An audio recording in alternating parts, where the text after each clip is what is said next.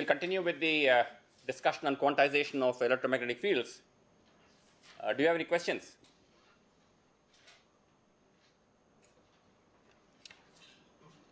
Okay, what we started doing was we wrote the Maxwell's equations, and then using Maxwell's equations, we found the wave equation satisfied with a vector potential. So remember, we wrote B is equal to curl A and E is equal to minus del A by del T, and the vector potential is chosen to satisfy this condition. This is called the Coulomb gauge, and we also assume that the scalar potential is 0.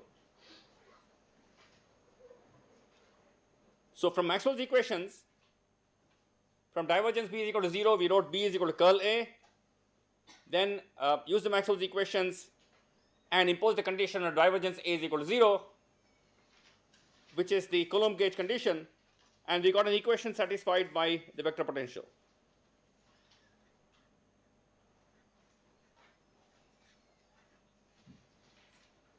The wave equation. So if I solve this equation and get the vector potential as a function of spatial and time coordinates, I can use these first two equations to calculate the magnetic field and the vector and the electric field corresponding to that vector potential. So for example, we started looking at one of the Cartesian components of this equation. So if you look at the x component, this is a function of r and time, is 1 by c square del square ax of rt by del t square. And this is a partial differential equation, and we can solve this equation by using separation variables technique. So we wrote ax of rt as a product of a function of space coordinate and a function of time. So we have ax of rt is equal to ax of r and some q of time. So we got these two equations, del square ax of r is equal to minus omega square by c square del square ax of r, into ax of r, and d square q by dt square is equal to minus omega square q of t, right? We substitute this, use separation variables technique, the time and the space parts get separated out. So the time dependence solutions look like this: exponential minus I omega t and exponential plus I omega t.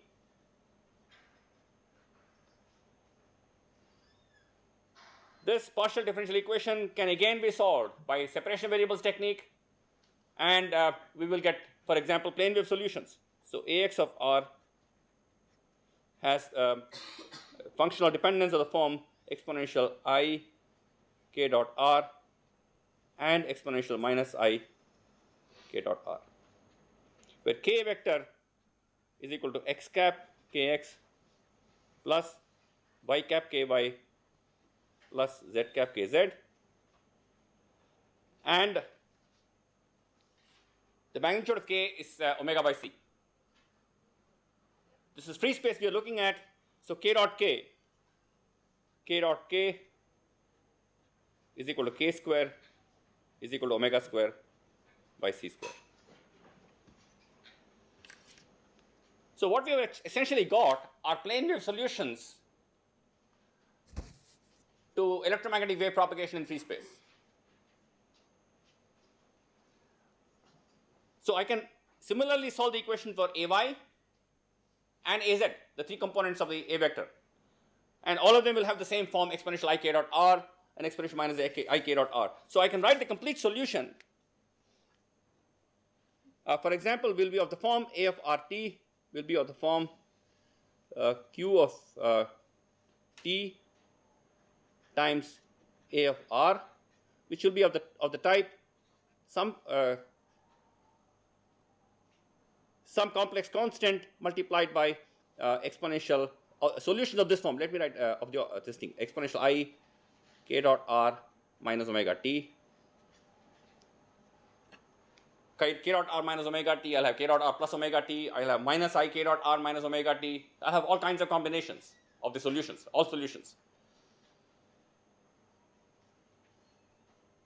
Now, as I was mentioning yesterday, so each plane wave is a mode of propagation in free space. What does it mean? It means that these waves can propagate independently of all the other waves. And they form a complete set. That means any wave propagating in free space can be written as a superposition of an infinite number of plane waves. In fact, this expansion is what leads to diffraction. If you are given a beam with a certain width on a plane z is equal to 0, you can express this beam as a superposition of plane waves going in different directions. And if you calculate the field at any other plane z, because different plane waves have suffered different phase changes in arriving at this plane, the field distribution here is different from the field distribution here. It's very similar to a situation where I pluck a string in some arbitrary shape, and the shape of the string will keep changing with time, because that arbitrary shape of the string is a linear combination of the modes of oscillation of the string. And because different modes of oscillation have different frequencies, so their phase changes with time are different, and after some interval of time, they will add in their appropriate phases, and you will get a different shape in general. So similarly, I can write any field here as a superposition of plane waves, because plane waves are modes of propagation, which means that a plane wave propagates independently of all other waves. So if you start with a plane wave going like this, it will keep going like this. And so if I express the field distribution here as a superposition of plane waves, each plane wave propagates independently. I can calculate the total phase, what happens to each plane wave as it propagates over a distance z, add them up with appropriate phases, and I get the field distribution here. So you can study diffraction exactly like this. So this is called a Fourier. This is a Fourier transform relationship actually. So what we have done is we have broken up into plane waves. Now the problem in free space is, as you can see here, any omega is allowed. And as long as k square is omega square bc square, I can have any combination of kx, ky, kz, which means I can have plane waves propagating in all different directions at all kinds of frequencies from 0 to infinity. So if I want to write the total field at any point, I have to write as an integral. Now, it's much more convenient for me to work with sums rather than integrals. So what normally we do is, we put some virtual boundaries. So for example, I will consider a cubic cavity of size L, oriented along x, y, z directions, and then I apply what is called as periodic boundary conditions. I will say that the field on the plane x is equal to 0 is equal to the field on the plane x is equal to L. The field on the plane, so I will have, for example, I can consider a cavity like this, a sort of space like this. Okay, so this is x, this is y, and this is z. So this is so the fields on the plane x is equal to 0 must be equal to the field on the plane x is equal to L. So this is 0 and this is L. Similarly, the field on the plane y is equal to 0 must be equal to the field on the plane y is equal to L. And similarly for z, the field on the plane z is equal to 0, which is this plane, must be equal to the field on the plane z is equal to L. This is called periodic boundary condition. There are different kinds of boundary conditions. Somebody can say that I will assume that these are perfectly conducting surfaces and the field inside is a standing wave. It's like a cavity. So those will give me solutions in terms of standing waves. These give me solutions in terms of propagating waves. Because all I'm saying is the field here and here must be the same. Any propagating wave which will satisfy this will be a solution to this problem.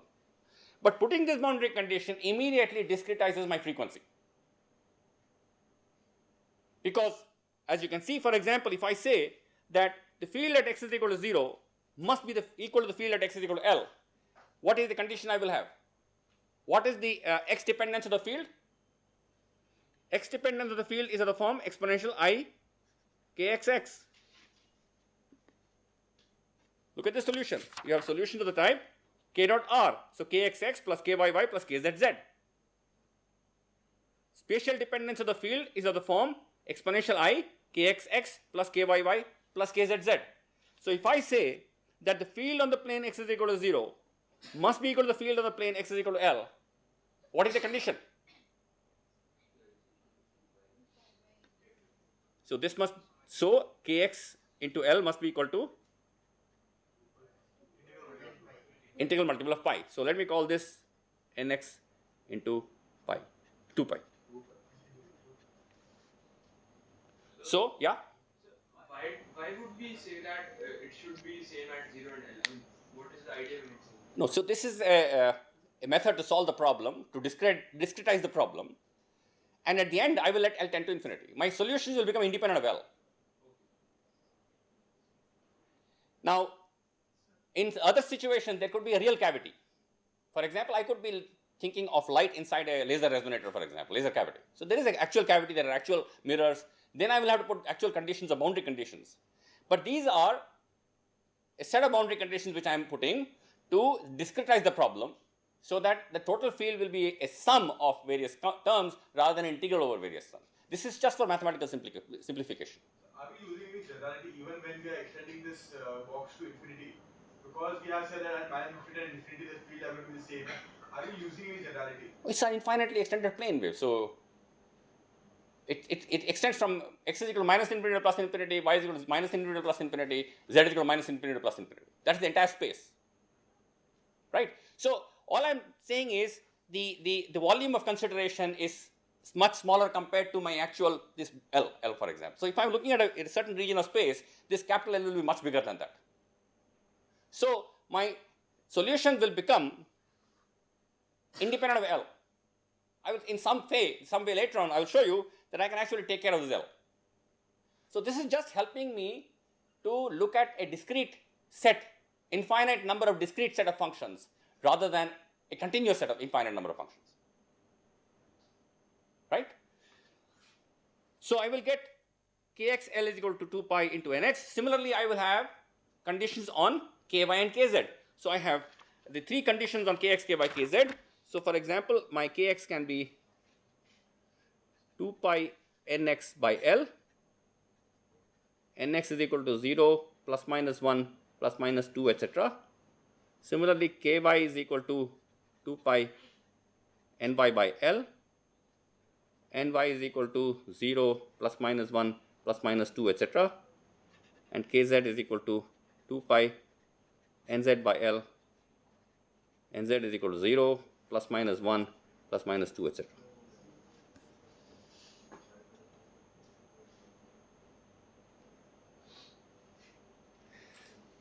Okay, and the corresponding frequency will be omega square is equal to k square c square, which is equal to c square times you will have 2 pi by L whole square into nx square plus ny square plus nz square. This is a discrete spectrum of frequencies now. Discrete spectrum of frequencies and a discrete spectrum of propagation directions. All values of kx are not allowed. All values of ky are not allowed. So by imposing these boundary conditions, what I have ensured is now the field consists of, the solutions consist of a discrete number, a discrete sequence or infinite number of possible solutions. So I have discretized the problem, and the total solution will be a sum of all possible modes. So let me write the total sum. So I want, because there are three quantities nx, ny, and z, I will have to use an index which is a contracted form so that the equations don't become huge. There's also another condition I need to worry about, and that is, please remember that we had imposed this condition. What does it imply? A is a vector. So what does this condition imply? Remember the solution. A is of the form exponential I k dot r minus omega t or plus omega t, etc. So if I substitute this into this divergence A is equal to 0, what is it I get? K dot A is equal to 0.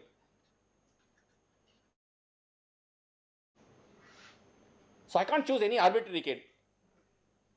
There is a restriction. So this means k is perpendicular to A vector. Sorry. K is perpendicular to A vector. So for every k vector direction,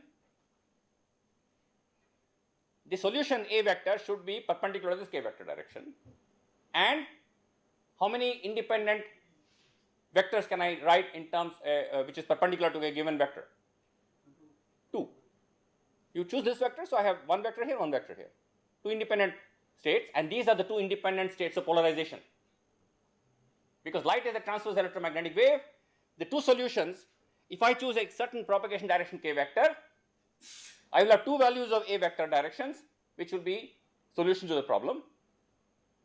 Any other vector A can be written as a superposition of these 2 vectors, just like these are the 2 states of polarization. And so there are 2 possible polarization states. For every k vector, there is a particular frequency, and for every set of frequency and kx, ky, kz, there are 2 possible solutions. Both the solutions have the same frequency, have the same k vector. Right? So I have, for example, if I choose one set nx, ny, nz, which will define my frequency and k vector, I still have 2 solutions, which will be perpendicular to this k vector direction. Suppose I choose nx is equal to 1, ny is equal to 1, nz is equal to 3. So I'll have a certain k vector magnitude, a certain frequency, certain k vector direction, and 2 possible solutions perpendicular to this k vector direction. Now, as I said, to simplify notation, what I'm going to do is the following. I will contract all this nx, ny, nz and the polarization state into one single quantity. Now let me write the solution like this. So the general solution A vector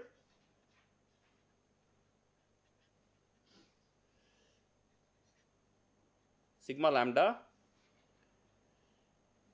Okay, this lambda is not wavelength, this is a subscript. So I will have q lambda of time, a lambda of r. Let me write e lambda plus, remember our fields are all real.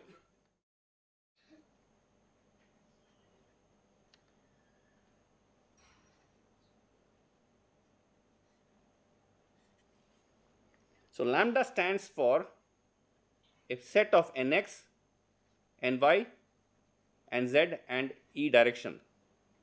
So E could be 1 or 2. For example, there are two orthogonal polarization states. So if you choose one set nx, ny and z, E can be 1 for one polarization state, E can be 2 for another polarization state.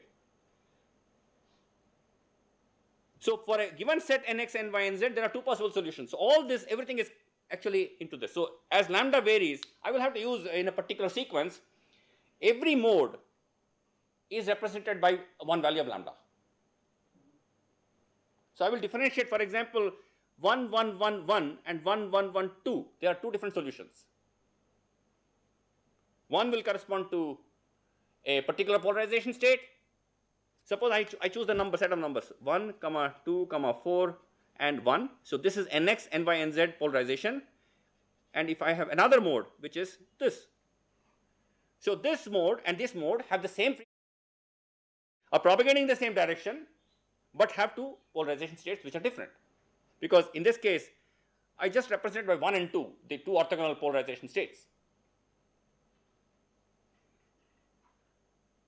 So this one, for example, this is one mode, this is another mode. I could have another mode which is 1, 2, 5, 1. So this mode is different from this mode because one of the numbers is different. So if I change any one of the values nx, ny, nz or e, I get a different mode. And there is a degeneracy because all modes having the same nx, ny, and z, but two different polarization states have the same frequency and the same propagation direction.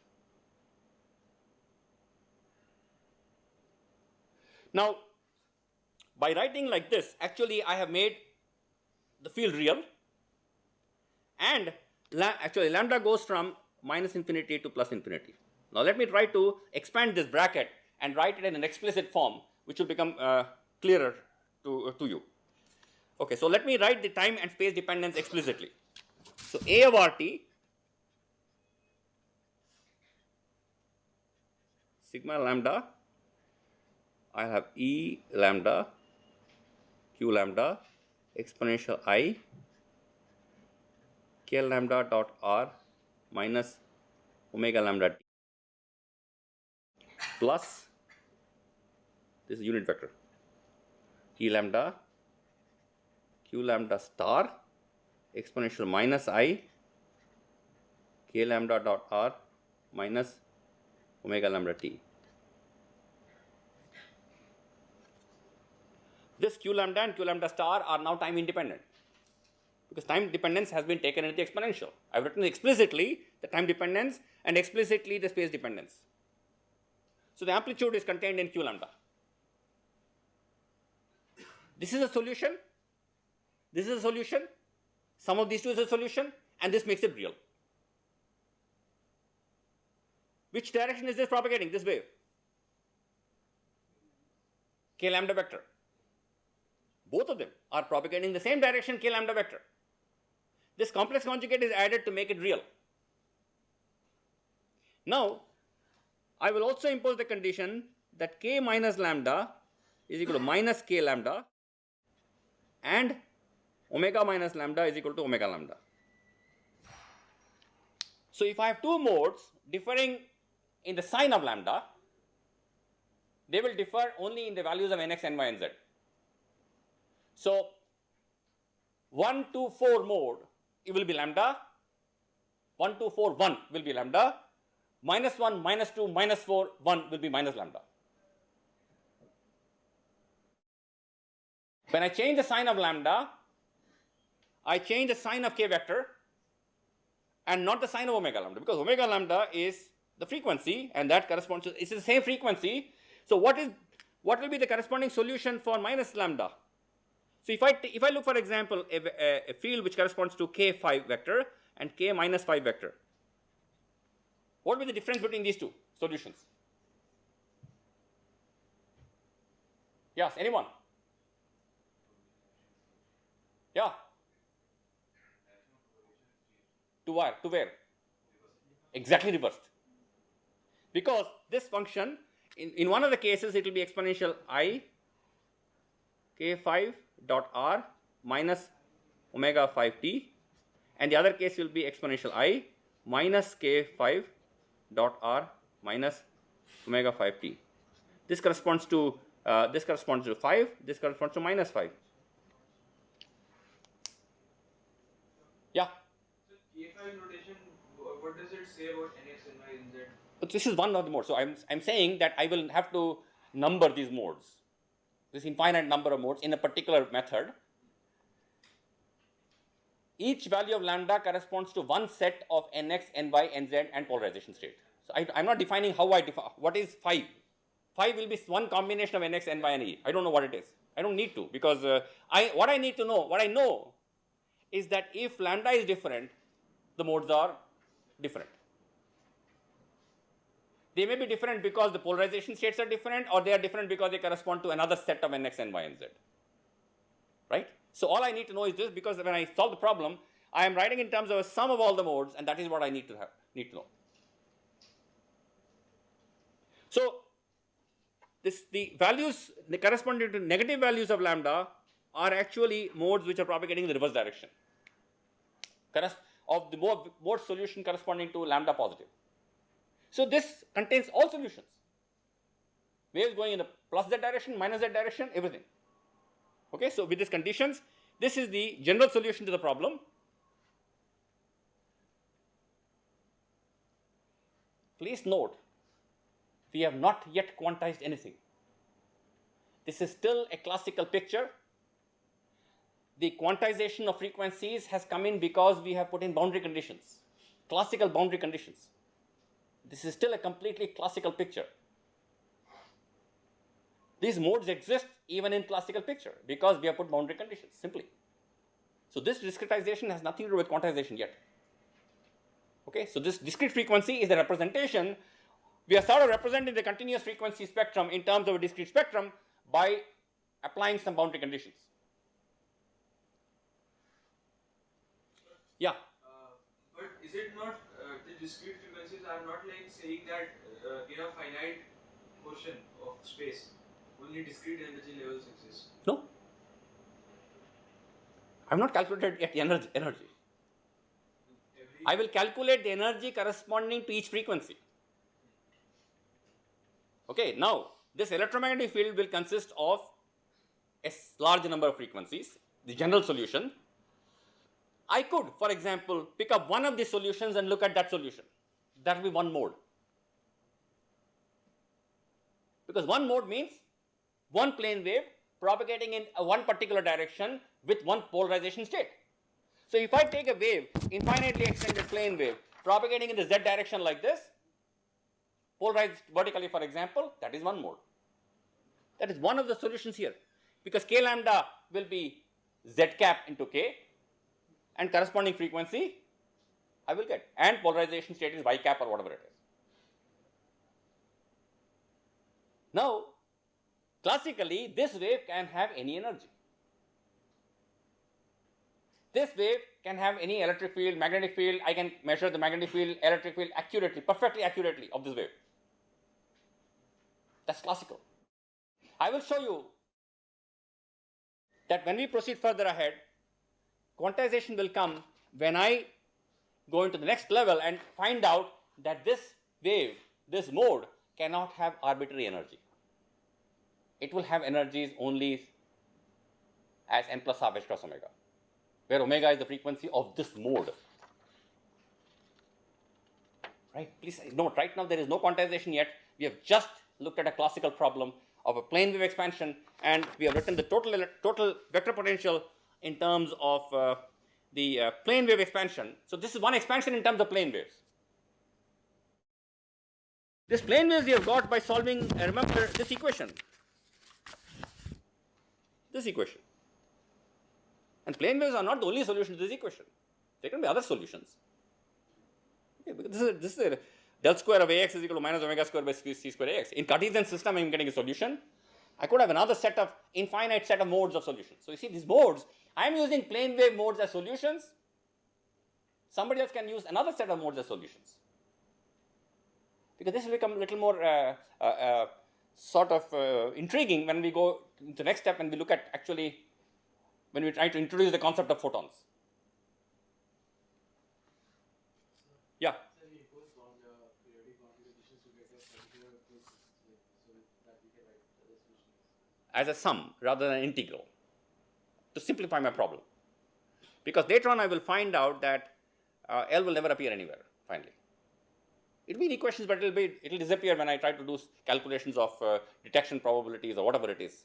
I will find that what is the intensity falling on a photodetector. If I try to calculate, L will disappear.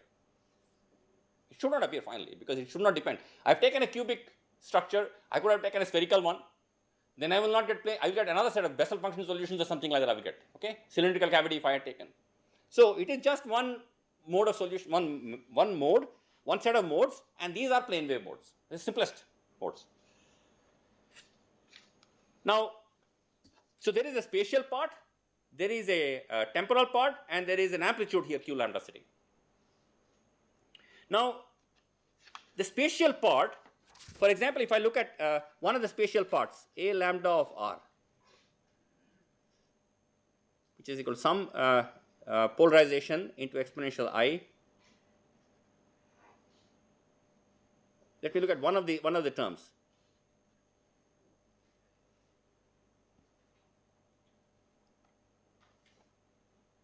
Okay, so this lambda actually contains the polarization state also. Okay, when I change lambda, this polarization state will go from one polarization to another polarization. Now, if I take another mode, So let me call this E1 and let me call this E2.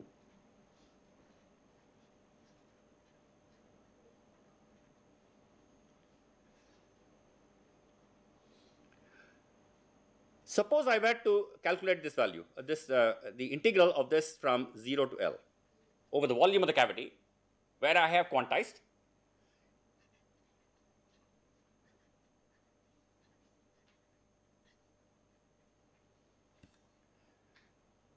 If if they are orthogonally polarized, obviously it is 0, because E1 dot E2 is 0. So that is that means even if E1 and E2 are different, obviously lambda and mu are different. That means they are different modes. So that's gone. So let me take, even if they are the same polarization state, what will I get? I will get triple integral 0 to d tau over volume d tau, 0 to L exponential I k lambda. Let me take a star here, a mu star, k lambda minus k mu dot r d tau. I want to show that modes are orthogonal to each other. So this will split into 3 integrals. This will be equal to integral 0 to L dx exponential I kx lambda minus k mu lambda k lambda x let me write again. Is equal to 0 to L dx exponential I k lambda x minus k mu x dx into the integral over y and integral over z. Only the difference is, instead of k lambda x minus k mu x into x, you will have k lambda y minus k mu y into y, and the third one will have k lambda z minus k mu z into z. What is the value of this integral? Sorry? Not delta point, it's 0 to L.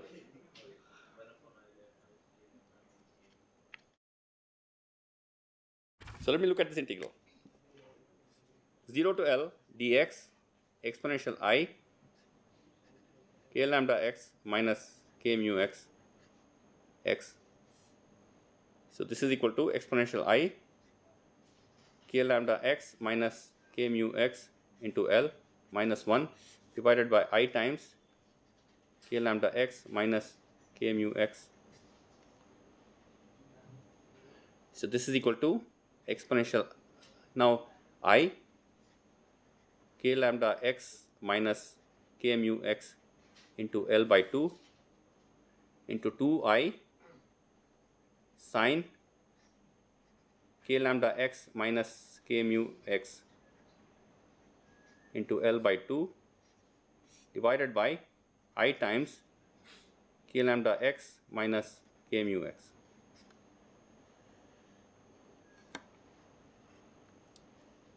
So what is k lambda x minus k mu x into L?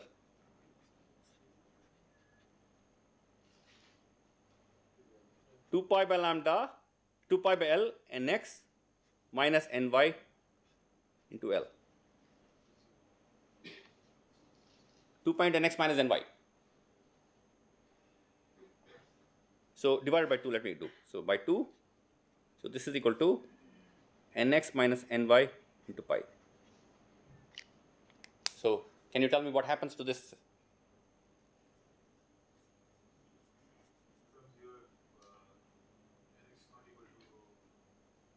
If nx is not equal to ny, this is a multiple of pi, the numerator is 0, the denominator is not 0, and the function is 0. Can it be finite? If nx is equal to ny, then this is how much? So this is 1 anyway, and then how much is this value? I goes off. Sine square. How L square? L square कहाँ से आ गया? L. So L by 2 into 2. So if nx is equal to ny, this is L, otherwise it is 0. Similarly, the y integral will be 0 if ny is not equal to n lambda x is not nx ny, sorry, this should be m lambda x and n mu x, sorry, please correct this, n lambda x minus n mu x into L into pi. This is k lambda x is 2 pi by L into n lambda x, k mu x is 2 pi by L into n mu x. That is the nx value corresponding to k mu, the muth solution. So if n lambda x is equal to n mu x, the first integral is finite and equal to L. Similarly, the second one and the third one, so all this integral will be finite only if lambda is equal to mu. That means each of the numbers nx, ny, nz of the lambda mode and the mu mode must be the same, and the polarization must be the same. So unless they correspond to the same mode, this integral is 0.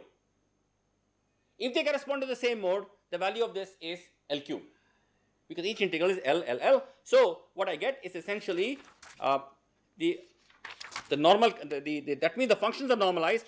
So triple integral a lambda dot a mu star d tau is equal to volume into delta lambda mu.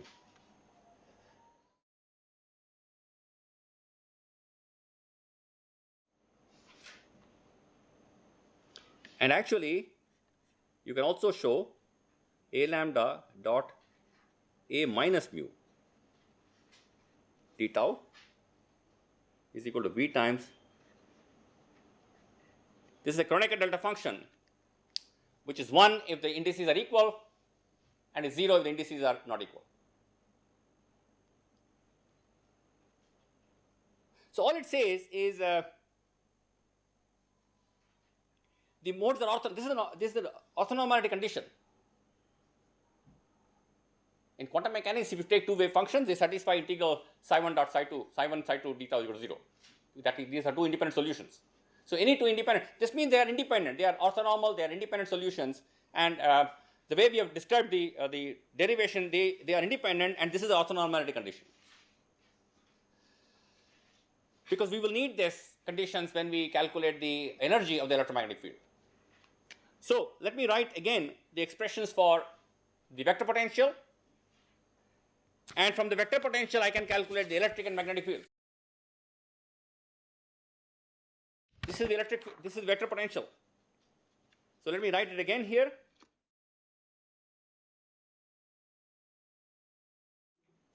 So A of RT is equal to sigma lambda.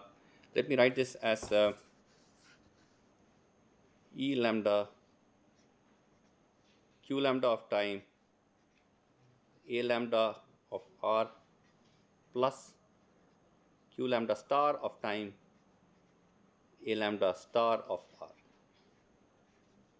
where Q lambda of time is Q lambda exponential minus I omega t, and A lambda of R is exponential I k dot R. Here it is. This Q lambda of time is Q lambda into exponential minus I omega t. A lambda of R is exponential I k lambda dot R. And that's the complex conjugate of this. This is just to contract and simplify the expression here on the paper. Now, can you tell me what is the electric field corresponding to this vector potential? Minus del A by del T. So, if I differentiate, what will I get? The time differential will be only of the exponential minus I omega lambda t. So, E of RT becomes, there is a minus del A by del T, and there is a minus coming from here. So, I will get I times sigma omega lambda E lambda Q lambda of T A lambda of R, and then will I get a plus sign or a minus sign? Yes?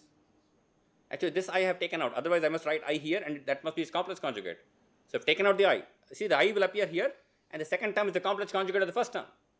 So there will be minus sign. So there will be, because I have taken out I, this will be minus q lambda star of time, a lambda star of r.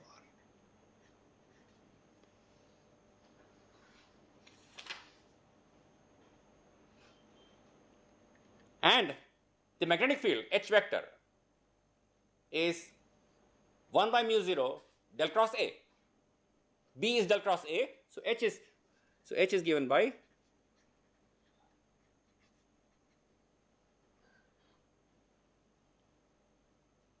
actually I should not write this here. Please remove this because this is the vector already. I am writing it as a vector here.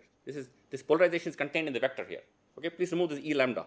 This A lambda vector actually contains the vector. The polarization state of the field is contained in this A lambda vector. If I write it as exponential, then I must write a separate vector, unit vector, but otherwise the vector is contained here. So what I will get is I by mu 0 sigma k lambda cross q lambda of time a lambda of r minus q lambda star time a lambda star of r.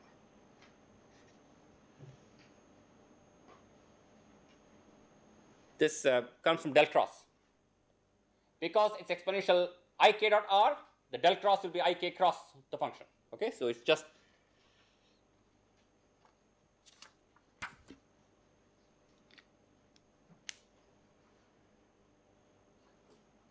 the vector potential, the electric field, and the magnetic field corresponding to this plane waves corresponding to any electromagnetic wave in free space. This is the total solution. Under the periodic boundary condition, the vector potential can always be written as a sum of these terms, and similarly the electric field and the magnetic field. Now, my problem is to find out the energy contained within this volume V of the electromagnetic field, which is the Hamiltonian. So I must find out the Hamiltonian. Then I must find out, I will show you that the Hamiltonian looks like a sum of harmonic oscillator terms. So what will be the Hamiltonian? I am using the same H, but this is a vector, this is a Hamiltonian H. Please differentiate, this is a vector H vector field, this is a Hamiltonian. So what will be the energy of the electromagnetic field in the volume V? Integral over the volume V d tau of half epsilon 0 E dot E plus half mu 0 H dot H.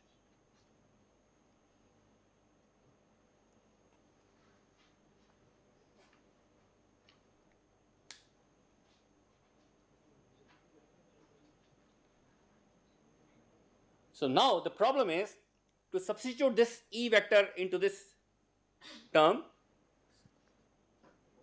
use the fact that the functions are a lambda star and a lambda satisfy these orthonormality conditions, and get an expression for the Hamiltonian. I think we will stop here and we will start from this expression in the next class, because it's now substituting this electric field expression here and simplifying it using the relationship. But let me do one thing. Let me give you the final expression that you will get, which we will derive in the class. So what happens is this Hamiltonian comes out to be epsilon 0 sigma omega lambda square into V times q lambda star plus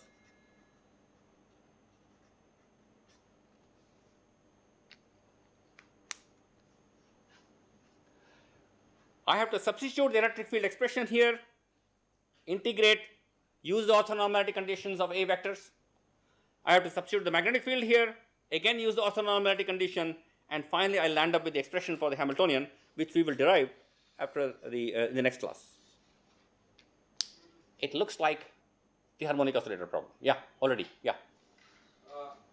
Sir, if we move a little back, Yes. we tried to find the orthonormality condition within the A vector. Yes. Yes.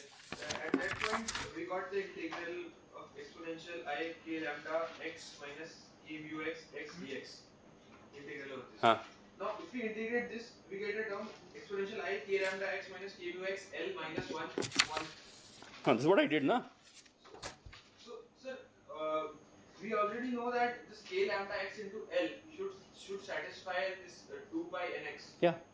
So it automatically becomes No. 1. No. But there is also a denominator which becomes zeros. So I am substituting only at the end, because if I substitute here itself, it becomes 1 minus 1 by 1 minus 1. What is the value? See, k lambda x is 2 pi by L into some integer. K mu x is 2 pi by L into some integer. I know that. So the integers are equal or the integers are different. The numbers are different. So if any one of the nx, ny or nz is different, then the integral is 0. If all of them are equal, then it becomes L. V, the total integral. Which means it's a mathematical expression of the fact that plane waves going in different directions are orthonormal to each other, in the sense that they are independent solutions to my wave equation. And they form a complete set of functions. So any wave can be written as a superposition of these plane waves going in different directions, and for every direction and every frequency there are two independent solutions which are degenerate and have orthogonal polarization states.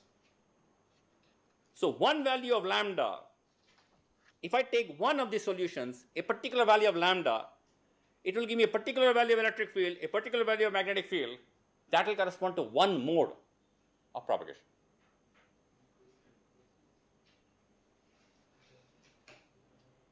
I've written purposely like this: q lambda star is equal to q lambda star q lambda. In classical picture, they commute. But I've written it like this because it will become a lambda dagger plus a lambda dagger a lambda into something else. So I just to express it like this. So what I will do is, next class we will derive this from here, and then I will put the Hamiltonian in the form in which I get variables which are conjugate variables. Then I will use the condition that q comma p is equal to IH cross. And that is where I quantize the electromagnetic field, and then we will come to the various pictures of, we will look at the solutions and try to understand what a photon is, if you can understand. Okay, thank you.